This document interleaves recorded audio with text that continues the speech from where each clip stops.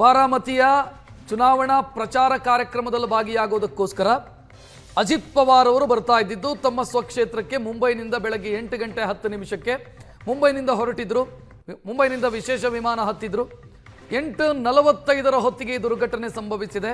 Landing ಕೆಲವು ನಿಮಿಷಗೂ ಮೊದಲು ವಿಮಾನ ಕ್ರ್ಯಾಶ್ ಲ್ಯಾಂಡಿಂಗ್ ಆಗಿರೋದು ಅಥವಾ ವಿಮಾನ ಪತನ ಆಗಿರೋದು.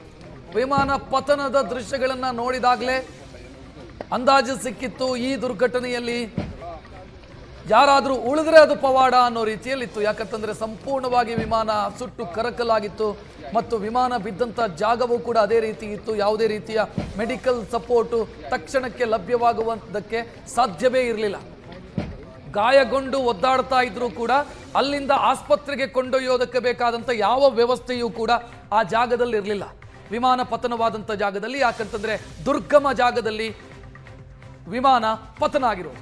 ಮಹಾರಾಷ್ಟ್ರದಲ್ಲಿ 2ನೇ ಬಾರಿಗೆ DCM ಆಗಿ ಅಜಿತ್ ಪವಾರ್ ಅವರು ಕೆಲಸ ಮಾಡ್ತಾ ಇದ್ರು. NCP ಮುಖ್ಯಸ್ಥ ಶರದ್ ಪವಾರ್ ಅವರ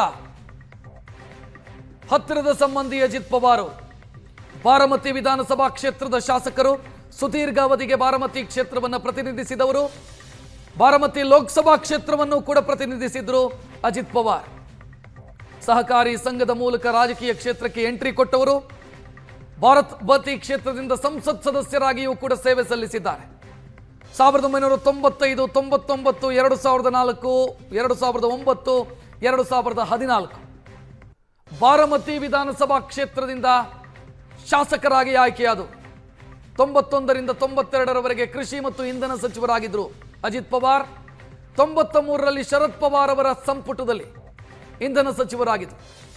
99ರಿಂದ 2003ರ ಅವಧಿ ನೀರಾವರಿ ಖಾತೆಯ ಸಚಿವರಾಗಿದ್ದರು. ವಿಲಾಸರಾವ್ ದೇಶಮುಖ್, ಸುಶೀಲ್ ಶಿಂದೆ, ಅಶೋಕ್ ಚೌಹಾಣ್ ಈ ಇವರ ಸರ್ಕಾರದಲ್ಲಿ ಸಚಿವರಾಗಿಯೂ ಕೂಡ ಕೆಲಸ ಮಾಡಿದ್ರು. ಈಗ ಪವಾರ್ ಕುಟುಂಬಕ್ಕೆ ದೊಡ್ಡ ಶಾಕ್. 66 ವರ್ಷದ ಅಜಿತ್ ಪವಾರ್ ಅವರಿಗೆ ಸುದೀರ್ಘ ಅವಧಿಯ ರಾಜಕೀಯ ಬಾಕಿ ಇತ್ತು. ಸದ್ಯ ಕ್ಯಾಬಿನೆಟ್ ಅಲ್ಲೂ ಉಪಮುಖ್ಯಮಂತ್ರಿ. NCP ಏನು ವಿಭಜನೆಯಾಯಿತು, ಅಜಿತ್ ಪವಾರ್ ಅವರು NCP ವಿಭಜನೆಯಾದ ನಂತರ ಬಿಜೆಪಿಯ ಜೊತೆಗೆ ಕೈ ಜೋಡಿಸಿದವರು. ಸಹಕಾರಿ ಕ್ಷೇತ್ರದ ಮುಖಾಂತರ ರಾಜಕೀಯ ಕ್ಷೇತ್ರವನ್ನು ಪ್ರವೇಶಿಸಿದವರು ಅಜಿತ್ ಪವಾರ್. ದುರಂತ ಅಂತ್ಯ ಕಂಡಿದ್ದಾರೆ ವಿಮಾನ ಅಪಘಾತದಲ್ಲಿ.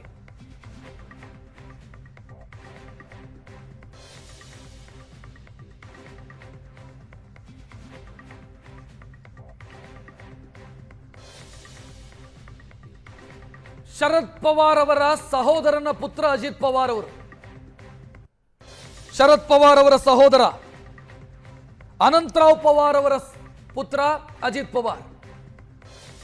ಸುದೀರ್ಘ ಅವಧಿಯ ಕಾಲ ಸಚಿವರಾಗಿ ಉಪಮುಖ್ಯಮಂತ್ರಿಯಾಗಿ ಕೆಲಸ ಮಾಡಿದವರು ಅಜಿತ್ ಪವಾರ್. ಮಹಾರಾಷ್ಟ್ರದ ಲಾಂಗೆಸ್ಟ್ ಸರ್ವಿಂಗ್ DCM ಅನ್ನುವಂಥ ಹೆಗ್ಗಳಿಕೆ ಅಜಿತ್ ಪವಾರ್ ಅವರದು. ಸಂಸತ್ ಸದಸ್ಯರಾಗಿಯೂ ಕೆಲಸ ಮಾಡಿದ್ದಾರೆ ಬಾರಾಮತಿ ಲೋಕಸಭಾ ಕ್ಷೇತ್ರದಿಂದ. ಕೃಷಿ ಇಂಧನ ಇಲಾಖೆ ಸಚಿವರಾಗಿ ಕೆಲಸ ಮಾಡಿದ್ದಾರೆ. ನೀರಾವರಿ ಖಾತೆಯ ಸಚಿವರಾಗಿಯೂ ಕೂಡ ಕೆಲಸ ಮಾಡಿದಂಥ ಅನುಭವ. ವಿಲಾಸರಾವ್ ದೇಶಮುಖ್, ಸುಶೀಲ್ ಶಿಂದೆ, ಅಶೋಕ್ ಚೌಹಾಣ್ ಇವರ ಕ್ಯಾಬಿನೆಟ್ ಅಲ್ಲಿ ಮಿನಿಸ್ಟರ್ ಆಗಿದ್ರು.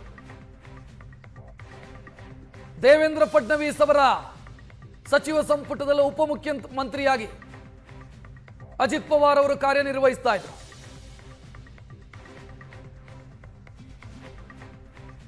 ಸದ್ಯ ವಿಮಾನ ಅಪಘಾತದಲ್ಲಿ ದುರಂತ ಅಂತ್ಯ ಕಂಡಿದ್ದಾರೆ.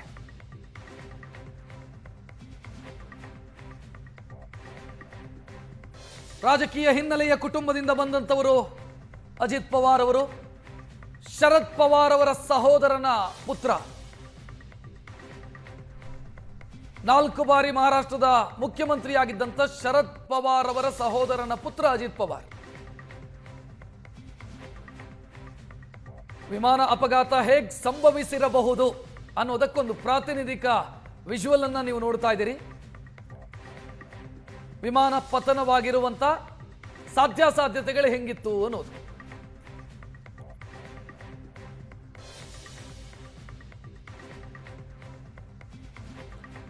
ಅಜಿತ್ ಪವಾರ್ ಅವರು ಮಹಾರಾಷ್ಟ್ರದ ರಾಜಕಾರಣದಲ್ಲಿ ದೊಡ್ಡ ಹೆಸರು. ಶರದ್ ಪವಾರ್ ಅವರ ರಾಜಕೀಯ ಉತ್ತರಾಧಿಕಾರಿಯ ರೀತಿಯಲ್ಲಿ ಮಹಾರಾಷ್ಟ್ರದಲ್ಲಿ ರಾಜಕಾರಣ ಮಾಡಿದವರು ಅಜಿತ್ ಪವಾರ್. ಕೋಆಪರೇಟಿವ್ ಸೆಕ್ಟರ್ ಇಂದ ರಾಜಕಾರಣ ಕ್ಷೇತ್ರಕ್ಕೆ ಕಾಲಿಟ್ಟವರು. ಸಹಕಾರಿ ಕ್ಷೇತ್ರದಿಂದ 80ರ ದಶಕದಿಂದ ರಾಜಕೀಯದಲ್ಲಿ ಸಕ್ರಿಯವಾಗಿದ್ದಾರೆ ಅಜಿತ್ ಪವಾರ್. ಪುಣೆ ಜಿಲ್ಲೆಯ ಕೋಆಪರೇಟಿವ್ ಬ್ಯಾಂಕ್ನ ಅಧ್ಯಕ್ಷರಾಗುವ ಮುಖಾಂತರ ರಾಜಕೀಯ ಜೀವನ ಆರಂಭ ಆಗುತ್ತೆ.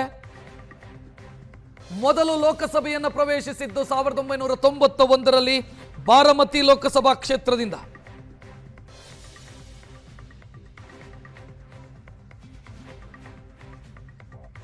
ಆ ನಂತರ ಬಾರಾಮತಿ ವಿಧಾನಸಭಾ ಕ್ಷೇತ್ರದಿಂದಲೂ ಕೂಡ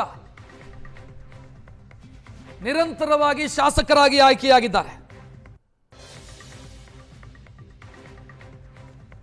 91ರ ಬೈ ಎಲೆಕ್ಷನ್ನಲ್ಲಿ ಬಾರಾಮತಿ ವಿಧಾನಸಭಾ ಕ್ಷೇತ್ರದಿಂದ ಸ್ಪರ್ಧೆ ಮಾಡಿ ನಂತರ ನಿರಂತರವಾಗಿ ಆಯ್ಕೆಯಾಗಿದ್ದಾರೆ. ಮಹಾರಾಷ್ಟ್ರದಲ್ಲಿ ಸರ್ಕಾರಿ ಕಾರ್ಯಕ್ರಮಗಳೆಲ್ಲವನ್ನ ಕೂಡ ಶೋಕಾಚರಣೆ ಕಾರಣಕ್ಕಾಗಿ ನಿಲ್ಲಿಸಲಾಗಿದೆ. ಇನ್ನು ನಾಳೆ ನಡೆಯುವಂತಹ ಅಂತ್ಯಕ್ರಿಯೆಯಲ್ಲಿ ಪ್ರಧಾನಿ ನರೇಂದ್ರ ಮೋದಿ ಅವರು ಕೂಡ ಭಾಗವಹಿಸುತ್ತಾರೆ. ಮಹಾರಾಷ್ಟ್ರದಲ್ಲಿ ರಾಜ್ಯ ಶೋಕಾಚರಣೆಗೆ ನಿರ್ಧಾರವನ್ನು ತೆಗೆದುಕೊಳ್ಳಲಾಗಿದೆ.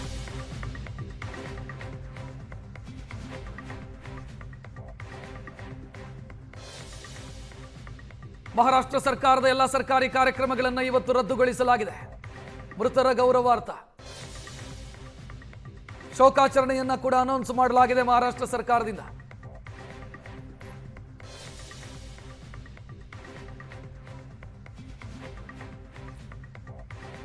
ಬಾರಾಮತಿ ವಿಧಾನಸಭಾ ಕ್ಷೇತ್ರದಲ್ಲಿ ಕಾರ್ಯಕ್ರಮದಲ್ಲಿ ಭಾಗಿಯಾಗೋದಕ್ಕೆ, ತಮ್ಮ ಸ್ವಕ್ಷೇತ್ರದ ಕಾರ್ಯಕ್ರಮದಲ್ಲಿ ಭಾಗಿಯಾಗೋದಕ್ಕೆ ಅಜಿತ್ ಪವಾರ್ ಅವರು ಮುಂಬೈನಿಂದ ಹೊರಟು ಬಂದರು. ಇನ್ನೇನೋ ವಿಮಾನ ಲ್ಯಾಂಡಿಂಗ್ ಆಗತ್ತೆ ಅನ್ನೋ ಹಂತಕ್ಕೆ ಕೆಲವು ನಿಮಿಷಗಳ ಮೊದಲು ವಿಮಾನ ಪತನ ಆಗಿರೋದು.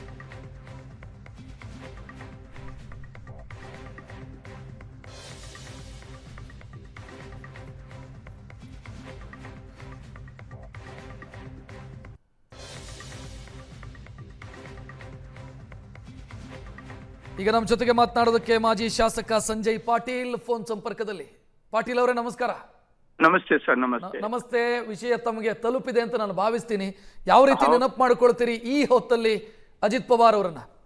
ಸರ್, ಅಜಿತ್ ಪವಾರ್ ಮಹಾರಾಷ್ಟ್ರದ ಒಬ್ಬ ಡೈನಾಮಿಕ್ ಲೀಡರ್. ಡೈನಾಮಿಕ್ ಬಹುಶಃ ಶಬ್ದ ಅವರೇ ಸಾಲಾಗಿದೆ. ಈ ತರ ಅವ್ರ ನಡವಳಿಕೆ, ಯಾಕಂದ್ರೆ ನಾವು ಬಿಜೆಪಿ ಅವ್ರ ರಾಷ್ಟ್ರವಾದಿ ಅವರ, ನಾವು ರಾಜಕೀಯವಾಗಿ ಅವ್ರ ವಿರೋಧ ಮಾಡ್ಕೋತ ಯಾವಾಗೂ ಬರ್ತಾ ಇದ್ದು. ಆದ್ರೆ ಲೀಡರ್ ಅಂತ ಒಂದ್ ಏನ್ ಅವ್ರ ಕಡೆ ಕ್ವಾಲಿಟಿ ಇತ್ತು, ಅದು ಬಹುಶಃ ಬಹಳ ಕಡಿಮೆ ಜನ ಕಡೆ ಇರೋದ. 7 ಸಲ ಉಪಮುಖ್ಯಮಂತ್ರಿಯಾಗಿ ಫೈನಾನ್ಸ್ ಮಿನಿಸ್ಟರ್ ಆಗಿ ಕೆಲಸ ಮಾಡಿದಂತ ಒಬ್ಬ ವ್ಯಕ್ತಿ. ಮತ್ತೆ ಇತ್ತೀಚೆಗೆ ತನ್ನ ಕಾಕಾನ ವಿರೋಧವಾಗಿನೂ ಪಕ್ಷದಿಂದ ಹೊರಗೆ ಬಂದ, ತಂದೆ ಒಂದು ಗುರುತು ಸಮಾಜದಲ್ಲೇ ಬೆಳೆಸುವಂತ ಪ್ರಾಮಾಣಿಕ ಪ್ರಯತ್ನ ಮಾಡಿನಂತ ಒಬ್ಬ ರಾಜಕೀಯ ಧುರಂಧರ. ಬಹಳ ಡೈನಾಮಿಕ್. ಅಂದ್ರೆ ದಾದಾ ಅಂದ್ರೆ ನಾವು ಯಾವ ತರ ಕನ್ನಡದಲ್ಲಿ ಅಣ್ಣಯ್ಯ ಅಂತೀವಿ, ಅಣ್ಣ ಅಂತ ಹೇಳ್ತೀವಿ, ಆತರ ಮಹಾರಾಷ್ಟ್ರದಲ್ಲಿ ಅವ್ರಿಗೆ ಯಾರು ಅವ್ರ ಹೆಸರಲ್ಲಿ ಕರೀಲಾಗ್ತಿದ್ರು, ದಾದಾ ದಾದಾ ಅಂತ ಕರಿತಾ ಇದ್ರು. ಅವ್ರ ರಾಜಕೀಯದಲ್ಲಿಯೂ ದಾದಾ ಇದ್ದ, ತನ್ನ ಸ್ವಂತ ವೈಯಕ್ತಿಕ ಜೀವನದಲ್ಲೂ ದಾದಾ ತರ ಕೆಲಸ ಮಾಡಿದಂತ ಒಬ್ಬ ಡೈನಾಮಿಕ್ ಲೀಡರ್ ಇವತ್ತು ನಾವು ಕಳ್ಕೊಂಡಿದ್ದೀವಿ. ಅದ್ರ ಹೇಳ್ತಾರಲ್ಲ, ನೀವು ಎಷ್ಟು ದೊಡ್ಡವರಾದ್ರೂ, ಎಷ್ಟು ದೊಡ್ಡ ಸ್ಥಾನದಲ್ಲಿ ಹೋದ್ರುನು ದೇವ್ರ ಎದುರುಗಡೆ, ನಿಯತಿ ಎದುರುಗಡೆ ನಿಮ್ದು ಏನು ನಡೆಯೋದಿಲ್ಲ. ಅದ್ರದ್ದು ಒಂದು ಉದಾಹರಣೆ 2026ನಲ್ಲಿ ಮೊದಲೇ ಒಂದು ಕೆಟ್ಟ ಸುದ್ದಿ ನಾವು ನೋಡ್ತಾ ಇದ್ದೀವಿ. ಮಹಾರಾಷ್ಟ್ರದಲ್ಲಿ ಇಲ್ಲಿ ಇರುವಂತ ಎಲ್ಲಾ ರಾಜಕೀಯರಾಗ ಒಬ್ಬ ವೈಯಕ್ತಿಕ ತಂದ ಅಂತ ಒಂದು ಇಮೇಜ್ ನಿರ್ಮಾಣ ಮಾಡಿದಂತ ಒಬ್ಬ ವ್ಯಕ್ತಿ ಇವತ್ತು ಮಹಾರಾಷ್ಟ್ರ ಕಳ್ಕೊಂಡಿದೆ, ದೇಶ ಕಳ್ಕೊಂಡಿದೆ. ಆದ್ರ ದೇವ್ರ ಇಚ್ಛೆ ಮುಂದೆ ಏನೂ ನಡೆಯೋದಿಲ್ಲ. ನಾವು ದೇವರಿಗೆ ಪ್ರಾರ್ಥನೆ ಮಾಡ್ಬೋದು, ಅವ್ರ ಕುಟುಂಬಕ್ಕೆ ಶಕ್ತಿ ಕೊಡ್ಲಿ. ಅವ್ರ ಮೇಲೆ ಪ್ರೀತಿ ಮಾಡುವಂತ ಕಾರ್ಯಕರ್ತರಿಗೆ, ಜನರಿಗೂ, ಎಲ್ಲರಿಗೂ ಇದೊಂದು ದೊಡ್ಡ ನೋವು ತರುವಂತ ಸಂಗತಿ. ಆದ್ರ ದೇವ್ರ ಮುಂದೆ ಏನೂ ನಡಂಗಿಲ್ಲ. ಈ ತರದ ಒಂದು ಉದಾಹರಣೆ ಅಂತ ನಾವು ಎಲ್ಲರೂ ಇದ್ರ ಕಡೆ ನೋಡ್ಬೋದು. ಸಂಜಯ್ ಪಾಟೀಲ್ ಅವರೇ, ಮಹಾರಾಷ್ಟ್ರಕ್ಕೆ ಅವರು ಮಂತ್ರಿಯಾಗಿ, ಉಪಮುಖ್ಯಮಂತ್ರಿಯಾಗಿ ಕೊಟ್ಟಂತ ಕೊಡುಗೆಯನ್ನು ಯಾವ ರೀತಿ ನೋಡ್ತೀರಿ ತಾವು? ಸರ್, ಅದೇ ಹೈಯೆಸ್ಟ್ 7 ಸಲ ಉಪಮುಖ್ಯಮಂತ್ರಿ ಆಗಿದ್ದ ಇತಿಹಾಸ ಮಹಾರಾಷ್ಟ್ರದಲ್ಲಿ. ಯಾತರ ನಾವು ಸಿದ್ದರಾಮಯ್ಯ ಸರ್ ಅವ್ರದ್ದು ಹೆಸರು ತಗೋತೀವಿ, ಜಾಸ್ತಿ ಸಲ ಬಜೆಟ್ ಕೊಟ್ಟಿನವ್ರ, ಅದೇ ತರ ಅವ್ರು ಮಹಾರಾಷ್ಟ್ರಕ್ಕೆ ಬಜೆಟ್ ಕೊಟ್ಟಿನವ. ಮತ್ತೆ ನಡವಳಿಕೆ, ಮಾತು ಶೈಲಿ ಒಂದು ಸ್ಪೆಷಲ್ ಇತ್ತು ಅದ. ನಾವು ಅದ್ರದ್ದು ಎಕ್ಸ್ಪ್ಲನೇಷನ್ ಮಾಡಕ್ ಬರಂಗಿಲ್ಲ. ಅವ್ರ ಕಡೆ ವಿರೋಧಕರು ನೋಡುವಳಕ ಲೀಡರ್ ಇರ್ಬೇಕಾದ್ರೆ ಈ ತರ ಇರ್ಬೇಕಂತ ಒಂದ್ ಅವ್ರದ್ದು ಪರ್ಸನಾಲಿಟಿ ಇತ್ತು, ಮಾತಾಡುದ, ಕೆಲಸ ಮಾಡುದ, ಮತ್ ಬಹಳ ಫಸ್ಟ್ ಮಾತಾಡವ್ರು. ನಾಟಕ ಇಲ್ಲ, ಒಳಗ್ ಬಂದ ಹೊರಗ್ ಬಂದ, ಎದುರುಗಡೆ ಕಾರ್ಯಕರ್ತರು ಇರ್ಲಿ, ನಮ್ ಪಾರ್ಟಿ ವರ್ಕರ್ಸ್ ಇರ್ಲಿ, ಪಾರ್ಟಿ ಲೀಡರ್ಸ್ ಇರ್ಲಿ, ವಿರೋಧಕರು ಇರ್ಲಿ, ಏನಿದೆ ಅದ ನೇರವಾಗಿ ಮಾತಾಡುವಂತ ಒಂದು ವ್ಯಕ್ತಿ. ಆದ್ರ ಈ ಒಂದು ಘಟನೆ ನಮ್ಮ ಎಲ್ಲರಿಗೆ ಬಹಳ ದೊಡ್ಡ ನೋವು ತರುವಂತ ಸಂಗತಿ ಅಂತ ನಾ ವಿಚಾರ ಮಾಡಬಹುದು. ಈಗ ಗಡಿ ಜಿಲ್ಲೆ ಆಗಿರೋ ಕಾರಣ ಬೆಳಗಾವಿ ಮತ್ತು ಮಹಾರಾಷ್ಟ್ರದ ಜೊತೆಗೆ ಹಲವು ಸಂಬಂಧಗಳು, ಸಂಪರ್ಕಗಳಿದಾವೆ. ಅಜಿತ್ ಪವಾರ್ ಅವರಿಗೆ ಬೆಳಗಾವಿ ಜೊತೆ ಹೆಂಗಿತ್ತು ಸಂಪರ್ಕಗಳು? ಸರ್, ಬೆಳಗಾವಿಯಲ್ಲಿ ಅವ್ರ ತಂಗಿ ಇದ್ದಾಳು, ಅವ್ರ ಫ್ಯಾಮಿಲಿ ರಿಲೇಷನ್ಸ್ ಇದಾರೆ. ಬಹಳ ಸಲ ಬೆಳಗಾವಿಗೆ ಬರೋದು ಹೋಗುದ. ಮತ್ತೊಂದು ಅವ್ರ ಬಗ್ಗೆ ನಾ ಹೇಳ್ಬೋದು, ಇಲ್ಲಿ ನಮ್ ಗಡಿ ಭಾಗದಲ್ಲೂ ಅವ್ರ ಯಾವಾಗ ಈ ಡಿಸ್ಪ್ಯೂಟ್ ಬಗ್ಗೆ ಜಾಸ್ತಿ ಮಾತಾಡಿಲ್ಲ. ನೀವು ಅಬ್ಸರ್ವ್ ಮಾಡ್ರಿ, ಯಾವಾಗಲೂ ಅವ್ರ ಕರ್ನಾಟಕ ವಿರೋಧ ಆಗ್ಲಿ, ಇಲ್ಲ ಕನ್ನಡ ವಿರೋಧ ಆಗ್ಲಿ, ಯಾವಾಗೂ ಮಾತಾಡಿದ ನನಗಾರ ನೋಡಿಲ್ಲ ನಾ. ಎಲ್ಲಾ ಲೀಡರ್ಸ್ ಇಲ್ಲಿ ಬೆಳಗಾವಿಗೆ ಬಂದ್ರ ಏನಾರ ಕಾಮೆಂಟ್ ಮಾಡಿ ಹೋಗ್ತಿದ್ರು. ಆದ್ರೆ ಇವ್ರು ಯಾವಾಗೂ ಅದ ಗಡಿ ವಿಷಯ ಮೇಲೆ ಮಾತಾಡಿಲ್ಲ. ಅಂದ್ರೆ ಬಹಳ ಪ್ರಾಕ್ಟಿಕಲ್, ಏನ್ ವಿಷಯ ಗೊತ್ತಿದ್ರ ಅದ್ರ ಮೇಲೆ ಸುಳ್ಳ ರಾಜಕೀಯವಾಗಿ ಏನಾರು ಮಾತಾಡ್ಬೇಕಂತ ಮಾತಾಡ್ಲಾಗ್ತಿದ್ರು. ಇದು ಗಡಿ ಭಾಗದ ಬಹಳ ದೊಡ್ಡ ಉದಾಹರಣೆ ಇರ್ಬೋದು. ಯಾವಾಗ್ಲೂ ಅವ್ರು ಏನು ಮಾತಾಡಿಲ್ಲ ಗಡಿ ವಿಷಯ ಮೇಲೆ. ಬರೋದಿದೆ, ತನ್ನ ರಿಲೇಟಿವ್ಸ್ ಭೇಟಿ ಆಗೋದಿದೆ, ಅಲ್ಲಿ ಇಲ್ಲಿರುವಂತ ಒಳ್ಳೆ ಫ್ರೆಂಡ್ಸ್ ಭೇಟಿ ಆಗೋದಿದೆ, ವಾಪಸ್ ಹೋಗೋದಿದೆ. ಈ ತರ ಒಂದು ಅಂದ್ರೆ ಬಹಳ ವಿಶೇಷ ವ್ಯಕ್ತಿ ಇದ್ರು. ಅಂದ್ರೆ ಈಗ ನಾವು ಬರೀ ಮಾತಾಡೋದಷ್ಟ ಬಹಳ ದೊಡ್ಡ ಕೆಟ್ಟ ಘಟನೆ ಆಗಿದೆ. ಮಹಾರಾಷ್ಟ್ರಗೆ ಅಷ್ಟೇ ಅಲ್ಲ, ದೇಶಕ್ಕೆ ಒಂದು ಲಾಸ್. ಯಾಕಂದ್ರೆ ಈ ಜನರಿಗೆ ಇಂತ ಒಂದು ವ್ಯಕ್ತಿಗೆ ನೋಡಿ ನಾವು ಬೇರೆ ಪಕ್ಷದಲ್ಲಿ ಇದ್ರು ಬಹಳ ಹೆಮ್ಮೆದಿಂದ ಮಾತಾಡ್ತಿದ್ವು ಅವ್ರ ಬಗ್ಗೆ. ಲೀಡರ್ ಈ ತರ ಇರ್ಬೇಕಂತ ಒಬ್ಬ ಒಳ್ಳೆ ಲೀಡರ್ ಕಳ್ಕೊಂಡಿದ್ದಾರೆ ಮಹಾರಾಷ್ಟ್ರ ಜನ. Yes, thank you Sanjay Patil ಅವರೇ, ಸುವರ್ಣ ನ್ಯೂಸ್ ಜೊತೆಗೆ ಮಾತನಾಡಿದ್ದಕ್ಕೆ.